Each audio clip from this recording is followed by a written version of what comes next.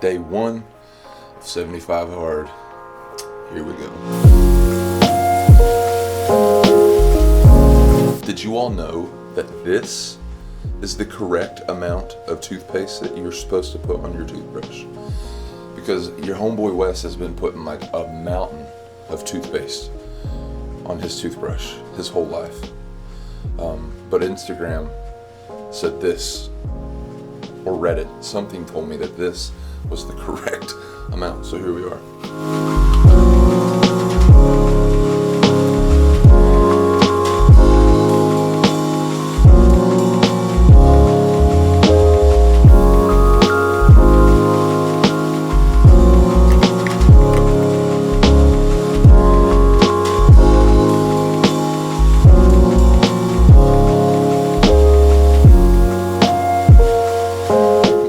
What's up, guys? Freaking long time no see, huh? Let me tell you, long time absolutely no see. I look a little bit different, got a lot more hair on my chinny chin. I got, I mean, you name it. I'm bigger, I'm better, and I'm back, baby. No, but seriously, guys, super good to be cranking out some material. I fully planned on like updating you all on like 100,000 things through this past 3 months. It just got so hectic and I forgot some gear, and we'll get into that later. But we did a lot of stuff, just to be honest with you. We spent 2 weeks in Outer Banks and Smokies, and then spent about 4 weeks up where I'm from in Kentucky. And man, as far as I'm concerned, that's the goated place right there, is Eastern Kentucky. And I know a lot of you all are thinking like, Eastern Kentucky, you're crazy, dude. But other than North Carolina, man, that's home, baby. That's home. But we ended up shooting like 6 weddings and like I think 12 commercial 12 commercial shoots. So man, we ended up rocking it. You know, ended up being 18 different shoots and basically 4 weeks, and almost done with the editing. I got one more turnaround, one re-edit, one recomposition for a client in South Carolina, and then I got one wedding coming to edit. So man, things are going, and it's enjoyable, man. They haven't always been going like this, but they are today, or right now at least. It kind of made me realize a lot of things that I hadn't been realizing that I used to realize about my life on a daily and regular basis. Things about my physical health, things about my mental health. I'm not a real big fan of that term, but things about my physical health, my mental health, my spiritual health. There's a lot of health realizations that went on through this period of time. And I know it seems like a lot of this stuff is like not related and not relevant at all to what my channel's about, filmmaking, gear reviews, things like that. But in a lot of ways, I think it is. That's one of the reasons that I think once a week, additional to my other weekly video, I think I'm just gonna put out one of these vlogs that keeps up with my health and kind of encourages other filmmakers to get healthier and be stronger, fitter, longer lasting humans.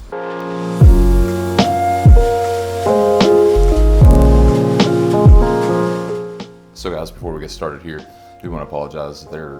I live right next to a massive construction unit, so guys are in and out of this building all day long. You can hear this massive machine back there right now, so there's no peace and quiet in this entire metro area, so I go ahead and apologize for that. But one of the things that I talked about on my walk earlier is over the past month or so, I've kind of been enlightened. I don't want to use that word, but I've kind of got enlightened on my health situation, both physically, mentally, and spiritually. And I just came to a point yesterday where I was like, I've got to do something about it. Most of you all probably know, most of you all probably don't know. If you follow me on Instagram and my personal Instagram, I'll link it down below. You probably know a little bit about this. Up until really January of 2020, I was probably the healthiest person you knew, both food-wise, both exercise-wise, and just overall health-wise. And I know what you're probably thinking right now, Wes, everybody fell off the deep end in 2020, and it was a unique year, and don't beat yourself up about it. But the main issue is even though 2020 affected me pretty negatively, moved to a place I should have never moved to, business collapse, lost my full-time job, so on and so forth. This is honestly kind of on me. And what I mean about that is I know better. To give a kind of short background on what my life has been like and how the health area of my life has gone. I was born in 1994, August 31st. Birthday's coming up. I'll drop a P.O. box down below if you're trying to give me a birthday present. I was a big, nearly 10-pound baby. Kudos to my mom for producing, honestly, I have two brothers, but me and my little brother were massive children. And kind of from there, I started to just get big. I was always the biggest kid. Me and Elena were looking through, one of my school books the other day, and I was 200 pounds in the 4th grade. So those of you who don't know, I'm about 6'4" right now.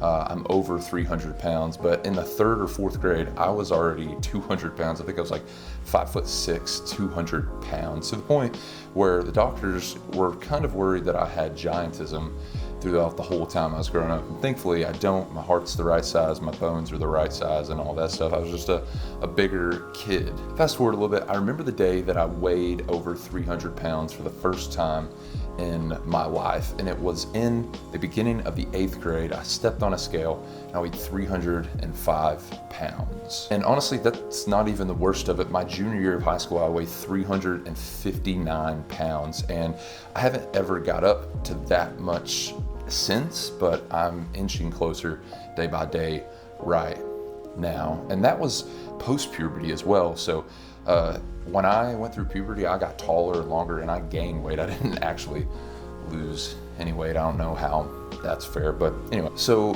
one day in my junior year, towards the end of it, it was actually May 1st, I went into a mentor of mine's office, Chaz Garcia, at school, and man, I broke down. I was bawling all over him. I was like, I've got to lose weight.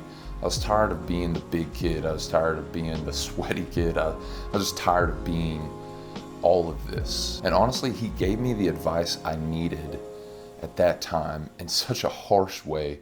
But for any of you all who actually know me, that's kind of what I need. I need you to tell me how it is. And from that day, May 1st, 2011, until I got back for my senior year of high school, that's 3 months, I lost 140 pounds. And I know what you're thinking. You're probably thinking, Wes, that's not healthy. And I agree, but I'm gonna go out on a limb and say that it's a lot healthier than just being 360 pounds as a 16-year-old young man. So fast forward a little bit, I ended up blowing my right knee out in college playing football. So I fell into this big spiral of depression and so-called anxiety and things like that, and put a lot of the weight back on, about 80 pounds of that 140 back on. And then around 2015, I decided, hey, I'm gonna hit it hard again, and I dropped all that weight back even more. And that is where I ended up being in January of 2020. I weighed about 189 pounds, being 6'4", a healthy 189, might I add, pretty muscular. I was running ultra marathons. I was training for a pretty big 100 miler that was supposed to be in 2020. I was running around 110 miles a week. And then in November of 2019, I actually tore my Achilles. And that's kind of where I'm at right now here in 2021.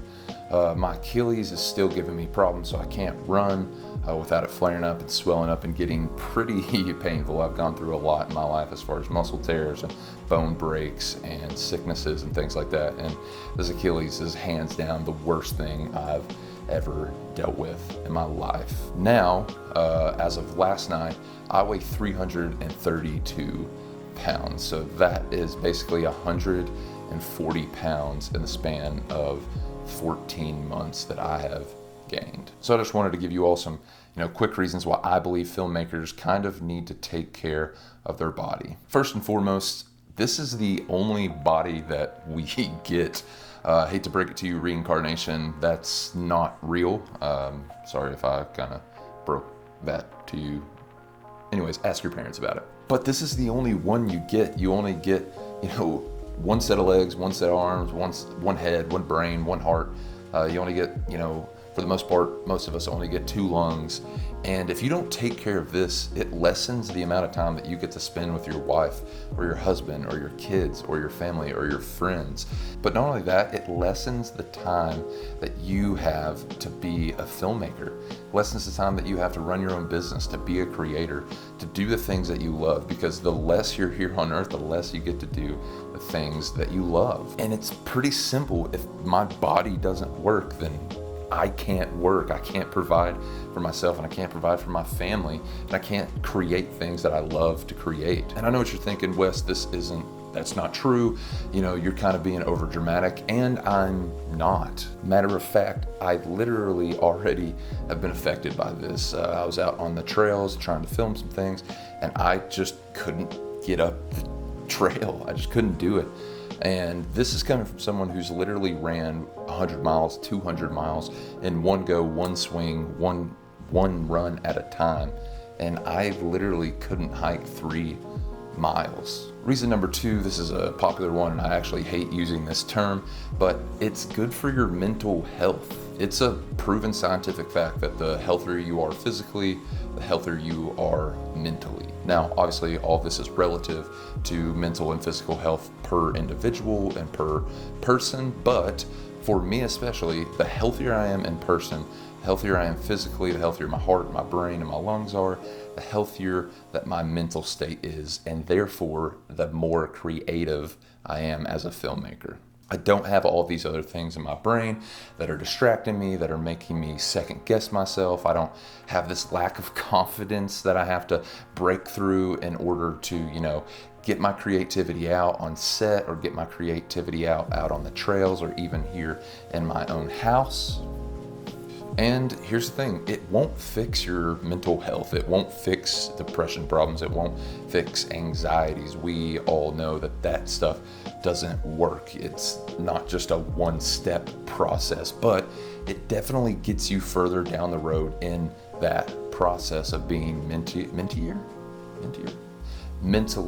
healthier as a filmmaker and content creator. And third and finally, simply put, I owe it to myself, and you kind of owe it to yourself to be healthier as a filmmaker. Myself from 2020 or 2012 or 2015 could come talk to me, they would be pretty upset. And if all 4 of us were standing there, all 4 different versions of me, if you wanted to say, I would feel like I owed it to them to carry on and make sure that all the hard work they put in isn't for naught. So what am I doing to kind of reel my health back in? Well, I'm jumping on the Andy Frisella train. Those of you who all don't know Andy Frisella, make sure to check him out on Instagram. He's a great resource for kind of entrepreneurial type things, but he has this program called 75 Hard. So what is 75 Hard? 75 Hard is a program that requires these things. You must follow a diet. You must do 2 45-minute workouts, one of which has to be outside. No alcohol, no cheat meals. You have to take a progress picture every day, 1 gallon of water a day, and 10 pages of reading. And if you mess up any of these on a certain day, you go back to day number 1 on the next day. Shout out to @GertieGetsFit on Instagram. I'll link her in the description below. That is my beautiful mother, Catherine, and she does an amazing job at 75 Hard. She's completed it multiple times. She's messed up multiple times. She hops right back on the train, and she's been kind of my inspiration to kind of want to dive into 75 Hard. But no, guys, seriously, I really appreciate you watching this. I will have another video coming out towards the end of the week about the Panasonic G7. And hey, is it a good camera? Who knows? You just have to watch on Friday or Saturday. Thank you guys, and have a good one.